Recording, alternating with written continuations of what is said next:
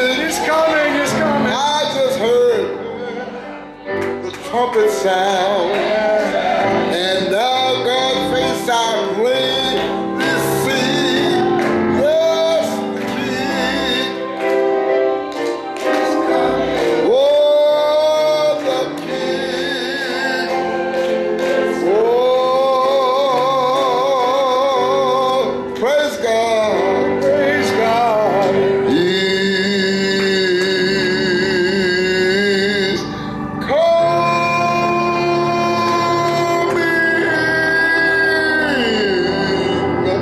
for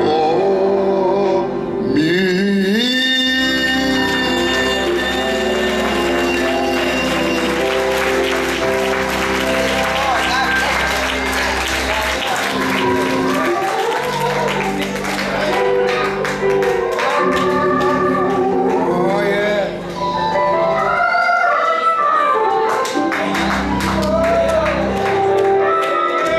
If you would now, for just a consecrated moment, consecrate me now to thy service, Lord, by the power of thy grace divine. Let my soul look up with a steadfast hope. My will, all of it, be lost in thine. And the people of God said, amen. Again, I'm grateful for the privilege, and I'm trying to keep my eye on two things. One, of course, on you, and secondly, on the clock. I do not intend to stand before you very long, for I know that for some of you, you've looked forward to lunchtime. At least I know I have, if you are ashamed to admit it. Lunchtime is a very good time to begin a good meal. And I'm also well aware of the fact that particularly for, if you don't think I'm too selfish, persons who have demonstrated yet once again their love and fondness for us, that they have journeyed to be with us here, I'm sure I can say, for many of them, the place that they've never been before. And they are here, and I want them to be able to take full advantage of the generosity of both Silas First Baptist Church and Harris Teeter and the rest of you. Make no mistake about it, we do not want their giving to be in vain. So, my granddad was a Methodist preacher. But we were not sophisticants in East Texas. We did not make it high enough to be United Methodists. We were what they call, in the old days, the Colored Methodist Episcopal Church. That's the CME, the Christian Methodist Church. He used to say, don't ever make people glad to see you twice. Glad that they get everything out of the way and see you stand up. And then you stand up and act like you don't have enough sense to sit down. So since I'm standing, let me be about the assignment. It comes from the 23rd Psalm. I thank God and applaud this pastor for his wit and wisdom, his insight, to set a standard in the community for churches to come together and for preachers to harness their energies around something that is coherent enough that people get not just the meaning of the message, but they gain some movement and some traction so that we can represent our Christ in this cruel and unfriendly world. The 23rd Psalm in and of itself, if I had time, I'd just love to talk about it in general, but that's not my assignment. My assignment finds itself in this pearl, this jewel, this nightingale of Psalms in the 5th stanza. Thou preparest a table. And in case I would fail, it would be just like Dr. Young to put it in the bulletin. No matter what subject I might thought I had, the bulletin says I'm supposed to consider a table. Now, of course, you might think that that would be a challenge or a problem for me to be pinned in, but it's not, because I do believe that God is a God of decency and order. And being a retired, crusty, old first sergeant in the United States Army, I like good order and discipline. So, now, just because I like it, it doesn't mean that I'm going to abide by all of it. But when we consider the fact that here in this psalm, we don't have a meaningless metaphor given to us. It describes the world, the flesh, the devil, our enemies. And in all of that chaos and confusion, all that could beset, isn't it just like a shepherd to ensure that the tender flock finds refreshment and nourishment in spite of all else? Now, there are some of us, our eyes are always fixated. We're focused too much on the world, the flesh, the devil. I'm not suggesting that they do not have their place, but our main focus, if we're going to get through here with some semblance of sanity, with all of the craziness that's going on, it would behoove us to consider the table. You consider the table. Anybody here old enough or young enough, for that matter, to remember the days when you used to have guests over? We don't do much of that now. The truth of the matter is, it's not that we don't necessarily want to, we're afraid to. You can't just open up your home to anybody. You may think that you can do that, but if you do, you might find out you don't even have a home anymore to go home to.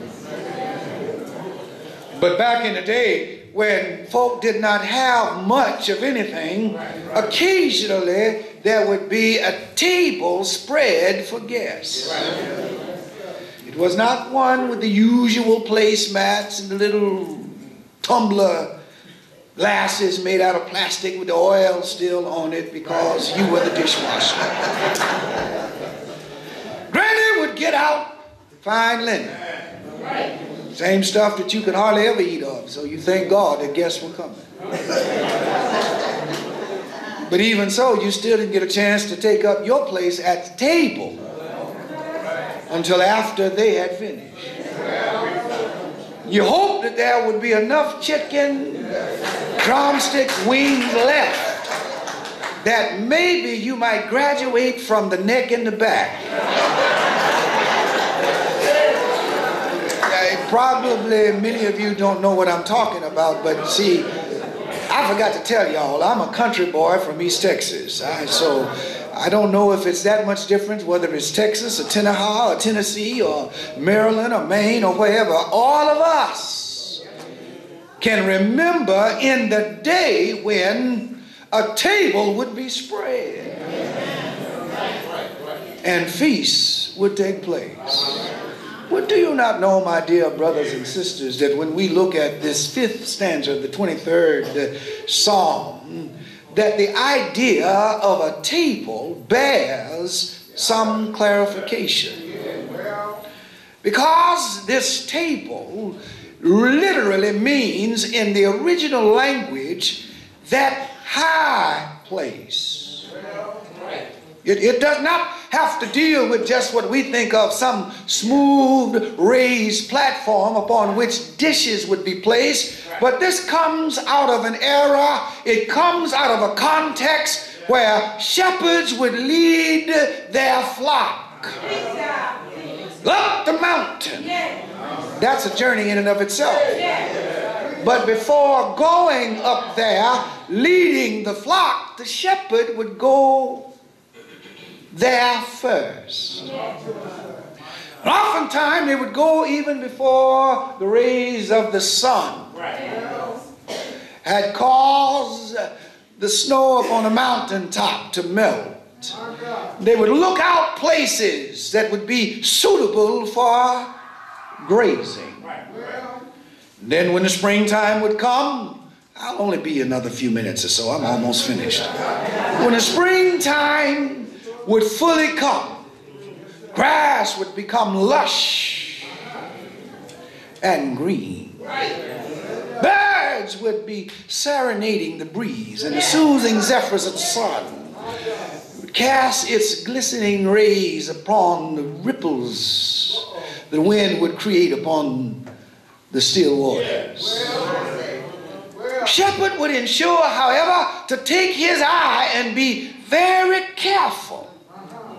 Because even though they had reached the mountain plateau or the tableland, you want to know why we sing that song in church? Lord, lift me up. Okay. No higher place that I've... Okay, you got it, you got it. But did you know that on this place, and this word table is not just a word that carries the same full measure of weight in Hebrew, it is known in Africa. Yes, sir. Where's that little lady that was blessing me out about not having on African garb and I'm supposed to wear it every day in the month of February? I bet she's listening to me. That's all right. I forgot to tell her, ma'am, I don't know you. You can't talk to me any kind of way. I'll get you back. I'll get you. No, it was just a lovely thing because she said that, and you'll see her. You'll know why she said it. She's lovely as can be. But in Africa, the word table has the same meaning in Kiswahili. The language means this raised plate. Consider the table, all right? It's not just that which I am accustomed to. In order for the shepherd to prepare it, the shepherd is to first make some preparation. And in the preparation phase that the shepherd makes, it costs the shepherd something. By the way, I want to throw this out since we have so many dignitaries here. When you read the Bible and you start talking about you have been summoned to serve the people of God, you might want to think twice before you tear up everything trying to be COO and CEO and some all that other stuff. When the Lord said something about shepherd, I wanted to ask Pastor Jesse Eugene Young not to give me, I think he was talking about you, what you did with that. They don't hear that because preachers get mixed up in the head when they're trying to hold their thoughts. And he talking about and incidentally, we need to consider what is considered in terms of the preparation and why he becomes not just shepherd, good shepherd, not just that, great shepherd, chief shepherd. That's a trilogy, isn't it? That's a trinity, isn't it? It's got something to do with some of the fundamentals of our faith, doesn't it? Yes, it does. And so, come closer and we're going home. There, we are summoned. The table is prepared. The poison weeds in this high mesa has now been plucked so that little lambs will not be endangered.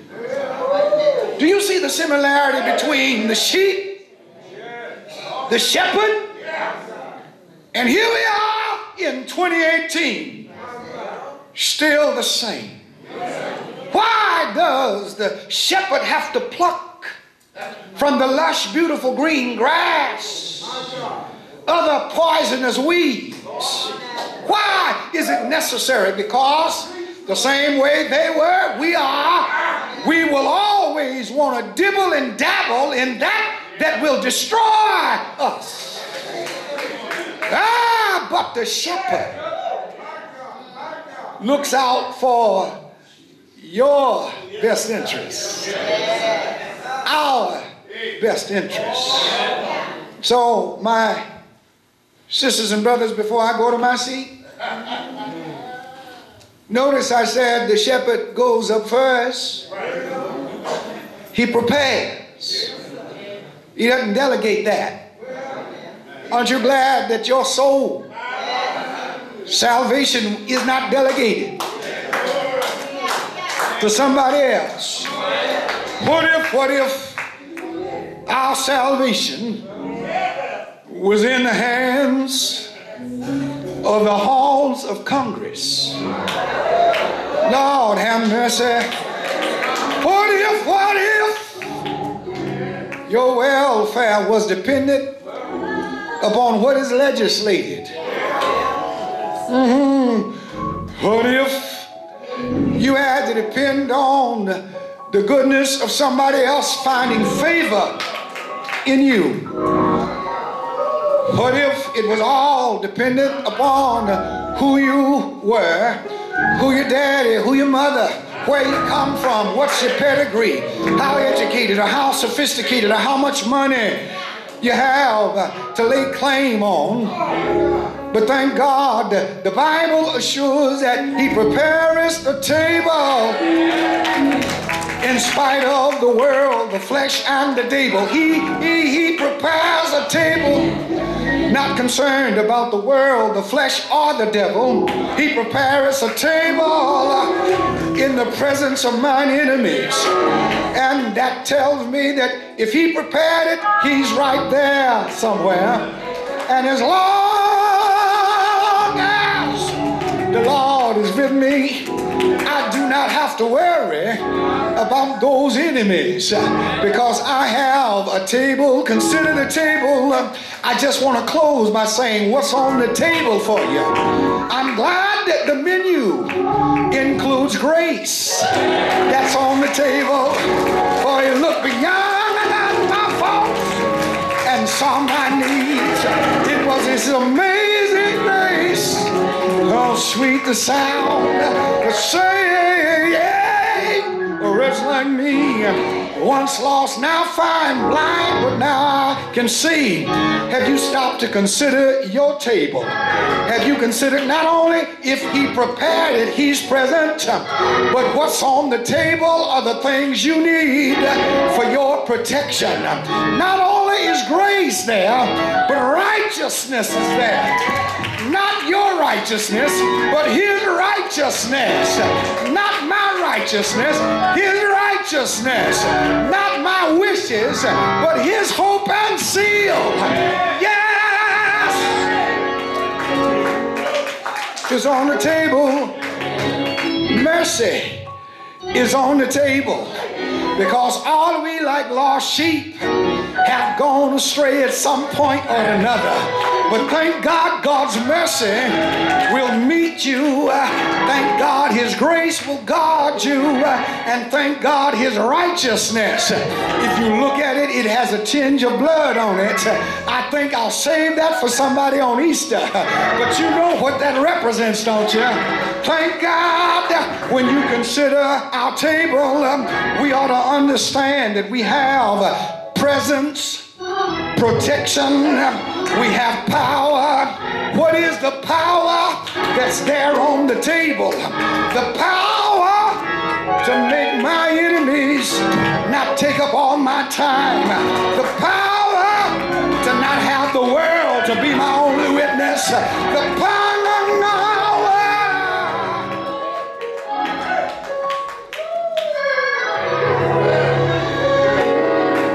Let's go eat, y'all.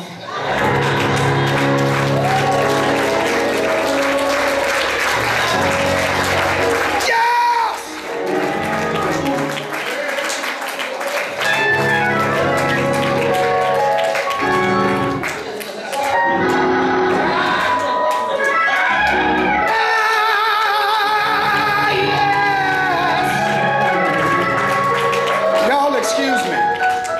I hope my yelling doesn't get on your nerve, but I've been around a while in this world, and I've noticed that other cultures are not ashamed of doing whatever it is they want to do. I noticed my good brothers, from Mexico and other places, when they celebrate what they call Cinco de Mayo, they don't ask other folk to approve of it. I notice when the Scottish folk decide to enjoy their Scotch whiskey, they don't ask somebody else to approve of it. I notice when, that the Italians get together, they don't ask other folk to approve of it. I've even seen some denominations that do things differently than what I would do, but they don't ask me to approve of it. But I'm so sick and tired of people who've been kissed by the noonday sun to be ashamed of who God made us. I got some good news for you. When the Lord made you, he knew you. And it's no harm to just be who you are. And if you ain't my flavor and I ain't your flavor, I ain't gonna get mad with you. But I'm just telling you from where I am and what the Lord has brought me through.